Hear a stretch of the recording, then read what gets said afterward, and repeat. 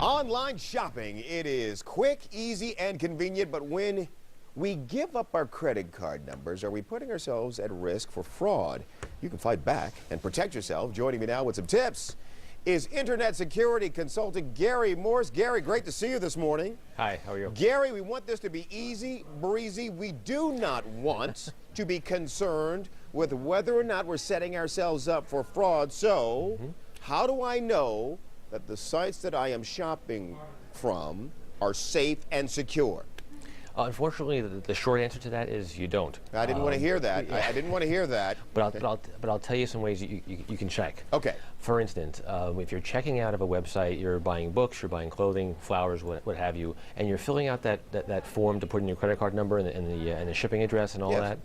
You want to make sure there's a lock in the browser, and the lock, depending on the browser you're using, will appear usually in the upper right or the bottom right corner of your browser. That usually indicates there is a secure connection between your computer and the website. So hang on a second. So when I log onto one of these sites and I'm going to do some shopping, I should also see a lock somewhere on the browser. Yes. Okay, great. Okay. In addition to that, when you're filling out your information, you're putting a credit card number in there. Leave off the last 4 digits, or put in 4 zeros as the last 4 digits of your credit card. Something that's purposely wrong. Why would you do that? Okay, if it's a fictitious site that's just looking to collect data to steal identities, they're going to collect whatever you type in. If it's a legitimate site, it's going to take the information, check it with the merchant, or check it with your bank to make sure the card is correct, and you put the wrong thing in there, so it's not going to be correct. It's going to kick you back an error and saying, please try again, this isn't the right number. A fraudulent site isn't going to make that check. Oh, I like that. Okay, so you can leave off the last 4 digits, change the last 4 digits, put in the wrong expiration date, something that you know is going to be wrong. Gotcha. Okay.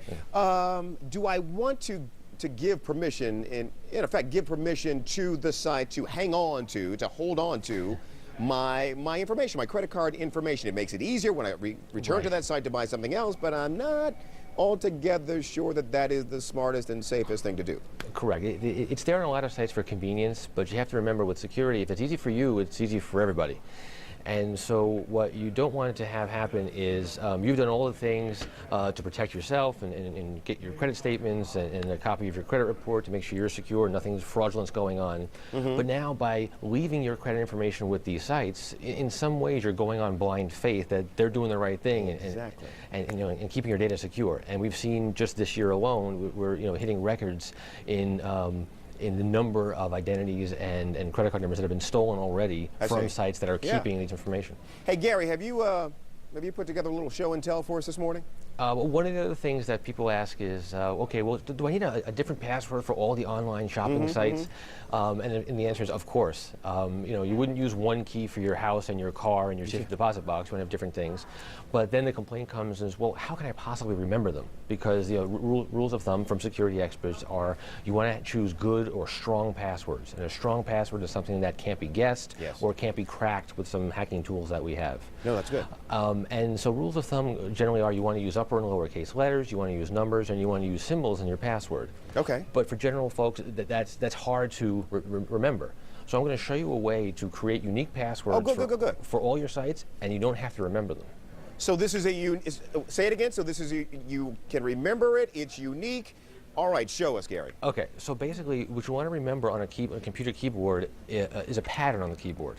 So let's say I'm going to start up here in the upper left of the keyboard, and I'm going to type 1QA, then move over and go 2WS, and then do Shift 1QA. Right, so I just did a little pattern right here. But the password that came out is 1 lowercase q, lowercase a, 2 lowercase w, lowercase s, exclamation point, capital Q, capital A. Now, you could never remember that normally, but I just showed you a pattern where you don't have to remember the password, just remember where it starts.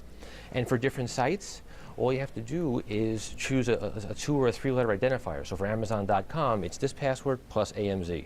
For your CNN email, it might be CNN or CNE. Right. For eBay, EBY, etc. So now I don't have to remember anything. Just start where the pattern is, put a 3-letter identifier either before or after the password, and you have unique passwords for everything. You have to remember nothing, and you're secure. Gary, tremendous. Tremendous. Thanks for your help this morning, helping all of us fight back. Gary, appreciate it. Thank you. Thanks for your time. Thanks.